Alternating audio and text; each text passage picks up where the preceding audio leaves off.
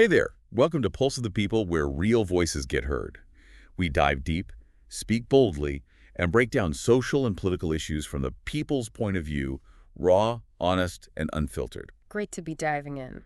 Ever stop to think about what happens when the big promises made about the economy actually hit reality? Yeah, the clash between bold claims and what actually unfolds. Exactly. We're going to take a close look today at a recent situation involving tariffs, how countries trade with each other, and, well, some pretty significant U-turns. It's definitely a fascinating case study. Our mission is to understand what we can learn about how these top-level decisions trickle down and affect regular folks like you. Right. What does it mean on the ground? We'll examine what was said, what actually happened, and what the experts are making of it all now. It's a compelling look at stated intentions versus real-world economic outcomes, for sure. Okay, so let's get into the initial claims. There was a pretty strong push, especially highlighted on Fox News, wasn't there, that these tariffs were going to be a major win for America, particularly with China. That's right. The narrative being pushed was pretty forceful. That increasing tariffs wasn't just a good idea, but a brilliant one for the U.S. economy in relation to China. And it wasn't subtle either. I mean, Yeah. we heard very direct claims that these tariffs would essentially bring China to its knees economically. Yes, quite dramatic predictions. Jesse Waters, for instance, seems to have been a prominent voice there. He was. What sort of things was he saying? Well, reports indicate that on several occasions back in April 2025, he made some, let's say, very strong predictions on Fox News about how damaging these tariffs would be to China and how quickly it would happen. We're talking claims like the tariffs would cause the Chinese economic system to collapse, cripple them. Pretty much. On April 17th, Waters reportedly suggested Trump might be remembered as the guy who broke China through these tariffs. He also wondered about, reindustrializing America during such a collapse. Wow, broke China. That's intense. And just a week before that, April 10th, similar sentiment. The reported objective was, and I quote loosely here, to collapse China's economy, rally the world against them, create mass unemployment, maybe even regime change if they didn't comply. That is a really dramatic outlook. And they were drawing parallels to big historical events too, weren't they? They were. On April 9th, there was apparently a direct comparison made to Reagan's strategy against the Soviet Union. The idea reportedly was that Trump would use economic force, these tariffs, to crush China, much like Reagan supposedly did with the Soviets. Crush China. Okay, so this wasn't just about tweaking trade balances. No, it seems the rhetoric, at least as reported from sources like Waters around April 8th, was explicitly aiming to destroy China by hitting their economy hard. The thinking was cut off exports, their domestic market couldn't support them, leading to potential breakdown, maybe even splitting China from Russia. Unbelievable framing. And it got specific too, didn't it? Something about the Bank of China. Yes, there was reportedly even talk about Treasury Secretary Scott Bessent being able to break the Bank of China, drawing a parallel to historical events with the Bank of England, all delivered with a great deal of confidence. Okay, so huge claims, bold predictions. But here's where it gets really interesting. What actually happened? Did those tariffs stick? What was the real economic impact? Well, that's where the story takes a turn. The actual implementation, the sustained use of those really high tariff levels, it didn't quite match the initial strong rhetoric. Meaning, while significant tariffs were definitely discussed and maybe partially put in place, reports indicate that Trump eventually, unilaterally, reduced those tariffs on China. Ah, okay. I think I remember that. Wasn't there talk of like 145%? And it came down to, what was it, 30%? That's the reported adjustment, yes. From a potential 145% down to 30%. That's a pretty significant step back from the initial posture. It really is. A substantial reduction. And this is where we see that sharp divergence from the predicted collapse of China, instead of their economy buckling under the tariffs. What happened? Reports suggest China's economy actually continued to grow during this period. Meanwhile, the U.S. economy reportedly saw a contraction. It shrank. Wait, really? So the U.S. economy contracted while China's grew? That's the exact opposite of the predictions. It is a stark contrast, yes. It kind of flips the script entirely from those initial forecasts of China's downfall. Okay. And what about the global picture? Did the world line up against China as predicted? Well, reports suggest that didn't really happen either. In fact, some accounts indicate that during this time, China started being viewed as perhaps a more reliable or favorable international partner compared to the United States.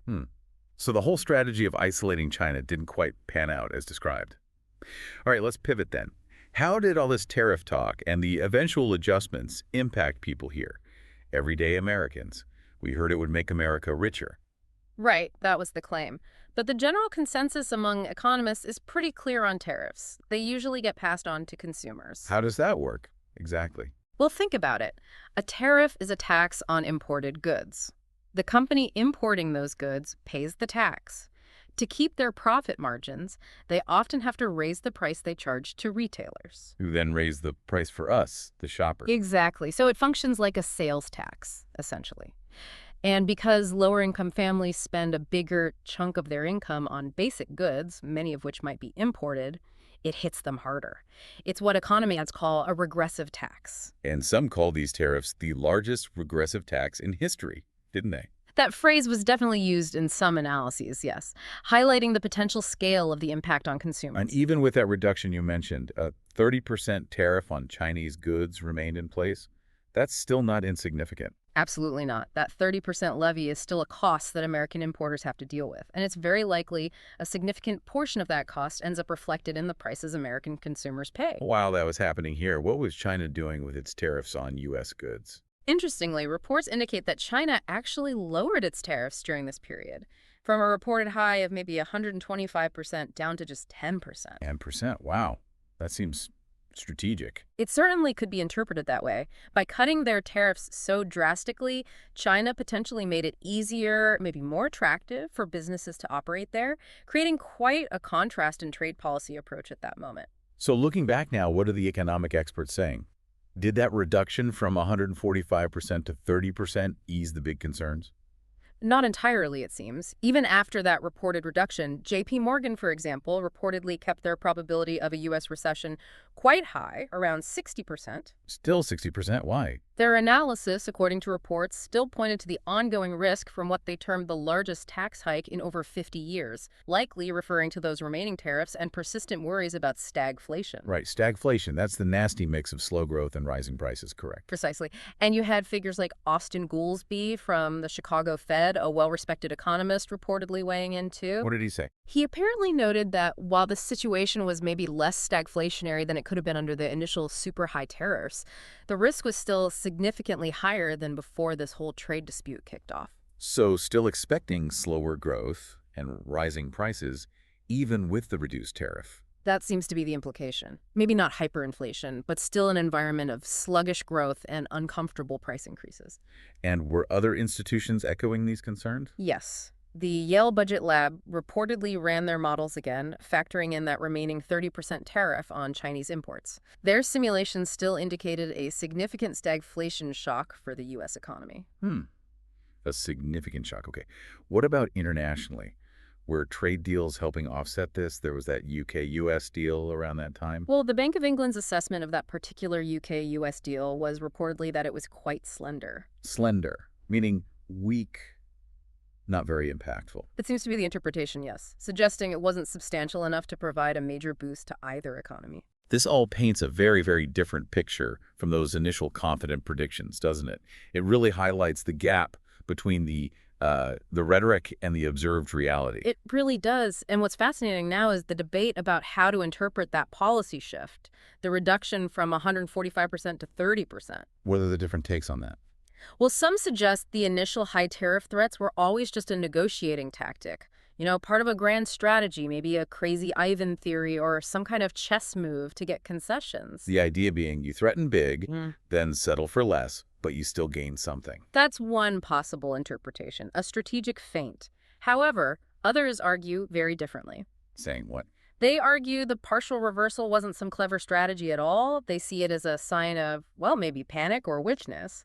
A reaction driven by concern about the real economic damage the higher tariffs were starting to inflict. Not a master plan, but scrambling to fix a problem. And some commentators were pretty harsh on the initial proponents, right? I remember reading something about how it made figures like Jesse Waters look utterly stupid. Yes, that kind of commentary definitely emerged, contrasting the confident predictions of economic dominance and Chinese collapse with the eventual policy backtrack and the reported economic outcomes. And beyond the domestic impact, what about America's image abroad? That's a key point. Connecting this to the bigger picture, there's an argument that these kinds of abrupt shifts and reversals in tariff policy could potentially damage America's reputation as a predictable and reliable trading partner. Making other countries maybe hesitant to strike deals. It could certainly raise questions about the stability of U.S. trade policy going forward, yes. So that initial confidence about tariffs boosting America and crushing China seems to have run into a much more complicated reality. We're talking economic headwinds here, consumers feeling the pinch, and these questions about America's global trade standing. It definitely raises a key question for you, the listener, to think about. What are the broader consequences when the way economic policy is sold doesn't quite match up with what happens on the ground? And what does it tell us about the challenges of actually making and explaining these complex economic moves? Exactly. So just to briefly wrap up the core points, we saw these really strong claims, especially amplified on networks like Fox News by commentators like Jesse Waters, that high tariffs would enrich America, collapse China's economy, maybe even comparing it to Reagan versus the Soviets. Very bold claims. But the reality appears much more complex. The highest tariffs weren't fully sustained. Reports showed Trump unilaterally reduced them significantly, down to 30%. China's economy, instead of collapsing, reportedly grew, while the U.S. economy contracted. And global perceptions perhaps shifted, with China looking more stable to some. Meanwhile, economists largely agree tariffs act like a regressive tax on American consumers. Even the reduced 30% tariff likely means higher prices for you. And China, interestingly, cut its tariffs way down. And major financial institutions and economists like those at J.P. Morgan, the Chicago Fed, and Yale continue to warn about recession risks and stagflation shocks even after the tariff reduction. International deals like the UK one were seen as slender. Right.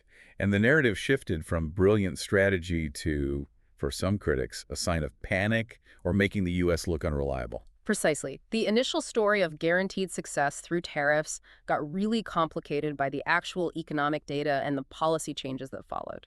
So, considering these different viewpoints and the economic information we've discussed, what do you make of the long-term effects of these trade decisions on American households and America's position in the world? It's a lot to weigh. What questions does this bring up for you about how economic policy is communicated versus its actual impact?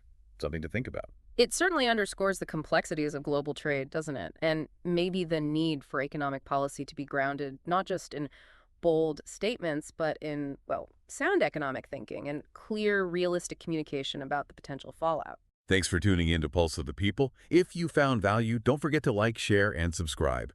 Catch you in the next episode where your voice always matters.